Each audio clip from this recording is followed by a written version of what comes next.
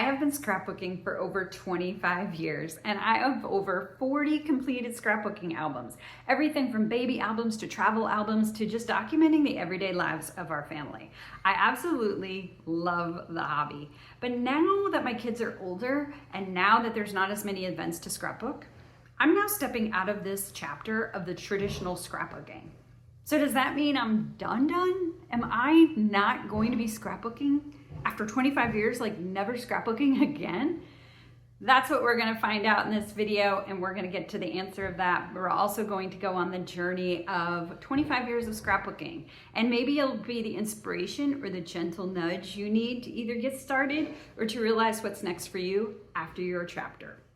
The first scrapbook album I actually did was in high school, and it was way before scrapbooking was even a thing. I had some basic paper, basic pictures, and just glued them onto a page.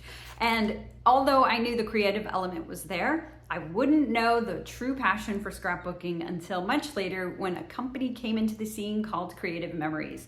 And I absolutely fell in love with all of it. Then my first kiddo came along, I had the supplies and now the drive, and I was documenting every day and didn't stop. Now, documenting her everyday life, I did not document every day. I stayed with it though because I just loved it so much. It fulfilled two needs: me being crafty and creative, and documenting our family's lives and our special moments. And I really wanted to capture that, and especially in a creative way. Over the years, my style has kind of evolved. I started back in the day with lots of stickers and lots of pictures. I thought more was better. And it wasn't until a few years in, I realized you don't have to document every single photo. I wanted to capture a lot of the memory, but I realized 1 or 2 to 5 photos was enough to capture that specific moment.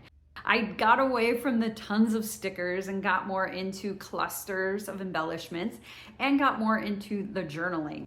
So also part of the evolution was different size albums. I was getting maybe a little burned out after doing 12 by 12 albums over and over and over. And I am a chronological scrapbooker, so I was doing the life events over and over and over. To break that monotony, I got into themed albums. I did smaller sizes, 6 by 8s or 5 by 7s. I've done ABCs of my kids. I've done New Year's Eve. I've done specialty on me, like my own album, just something that broke it out so I didn't have to continuously do the same thing all the time. So that really helped. And it may help you to kind of, if you're getting a little burned out, maybe step into a themed album, a very specific and a smaller format. Change up your format.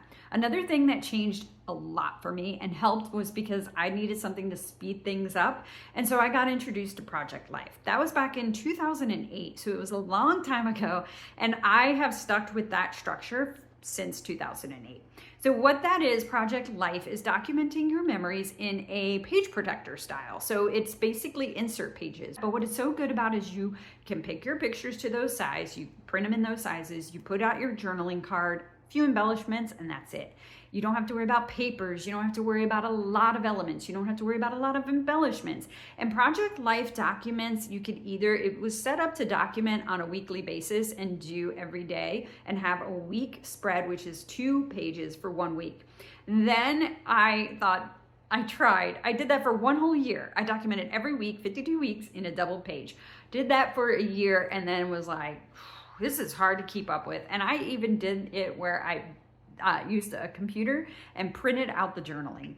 Talk about work. But at the time, I liked it. It was streamlined. I knew what to do. I was documenting so much. There was so much happening. It felt like the right fit. But after a year, I said, you know what? I got to streamline this. We got to go quicker. And I decided to make it, instead of weekly, I decided to go monthly. It sped things up. I was able to produce more and get through the memory and documenting a lot faster. So I would love to know where you are on your journey. Where are you in the evolution? I've been doing it, as I've said, for over 25 years. And so I have evolved in all these different ways and different albums. I'd love to know where you are. Put it in the comment. Where are you at in your journey? It helps me know like where I can share and go into more depth on some things. If you do want me to take you through a Project Life, if you do want me to take you through the evolution of the ABCs album or a themed album, or if you do want me to go through a step-by-step, I would love to do that. I just want to know that you're interested. So leave a comment below and I'll definitely know what to focus on in future videos. So in the middle of that project life from 2008 to the present time, I did 1 year where I went digital. I thought it would be faster. I thought it would be more efficient. So I actually did digital scrapbooking for 1 year where I actually did the project life, but all my photos were actually a layout was printed. I can plot my pictures on the actual layout based on a format and a template. My journaling was all typed in, which was so great for speed because if I messed up, I could just retype it. My elements were all digital, so there was no texture, there was nothing to fiddle with, there was no papers to mess with. Everything was in this template on this Project Life app. It worked really well, except after a year of doing it, I felt I was missing something. I felt I was still missing that tangible, fun part of scrapbooking. So I went back to the traditional scrapbooking of Project Life, and I went back to that insert pages, back to that format. I did that consistently up until the end of 2024. So what's next for me? To actually not scrapbook again, not touch papers and all the things just seems so difficult. So traditional scrapbooking for me in this format, this is probably the end for a while. And I know for those of you who have been here would say, oh, well, grandkids, that's what's to scrapbook next, or other family things, or your vacations, or things you're doing. And yes, I do think there's a time for that, but I'm gonna take a gap and I'm going to let this era and this chapter close because the new one that's opening is two things. One is I love scrapbooking. You know I love paper crafting. And one of the things that I get to do and see is when I have a kit and special elements and special things, special papers, usually there's leftovers. So I have plenty of leftovers. I have plenty of kits and papers and embellishments and things to work with. They're hanging in my closet and I'm going to make cards. Now you've seen me do cards all along the way. I have all different cards and I've been making them with the leftover kit pieces. And now I'm going to continue that a little bit more full time. I'm going to full time meaning a few more hours on the weekend. I am going to do it a little bit more so I can have a big stock of cards. I want to actually give more cards. I want to donate more cards and I would love to actually sell more cards. I would love to do that. My friend Susan has her bus. She has a little spot for me on her bus. Wood and Lace is her business and there's a little spot on there that is for my cards and I want to continue to have enough inventory to fill that spot. So that's one thing, and I just love doing it. I love people having something I've homemade. It's just, whether it's giving as a gift or having it as a side hustle, I just love to see my creativity out there in the world. So that's one thing. The other thing is this just stumbled upon me. This opportunity just came about, and that is to actually do someone's scrapbook. I had somebody actually reach out to me and ask if I would do their kids' school albums. And I'm basically laying out all the layouts and then they'll put the pictures in. But I'm super excited about it. I just got all the supplies and I'll take you along. I'll take you so you can see the layouts actually being done. I'll take you through the whole process. So maybe if you're like me and you're in this stage of your scrapbooking life, you're wondering what's next. And I always wonder this as well. This question always goes in my mind. Is there a market for it?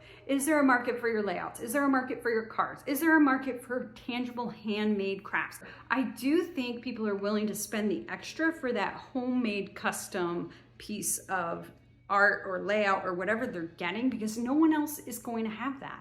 That's what I also like about cards. Yes, I could make cards and just kind of make the same card over and over, but I don't like doing that. I want to give you something unique and special, and I want it to be something I made that you would appreciate, that it's just yours. You're the only one who's gotten it, and it looks like that. So that's something that, does that mean I'll never make two cards the same? No, but very unlikely. So the answer to the question about ending my scrapbooking era is yes, but my channel is called Danielle Keller Creates, so there will definitely be more crafting and creating. And even though I didn't have my channel while I was creating all these albums, I do have the experience. And if you're looking for tips and templates and steps to get started, I've got you. Leave a comment, like this video, and if you want to be sure to catch all of it in the future, be sure to subscribe. Thank you so much, and I look forward to sharing more with you soon.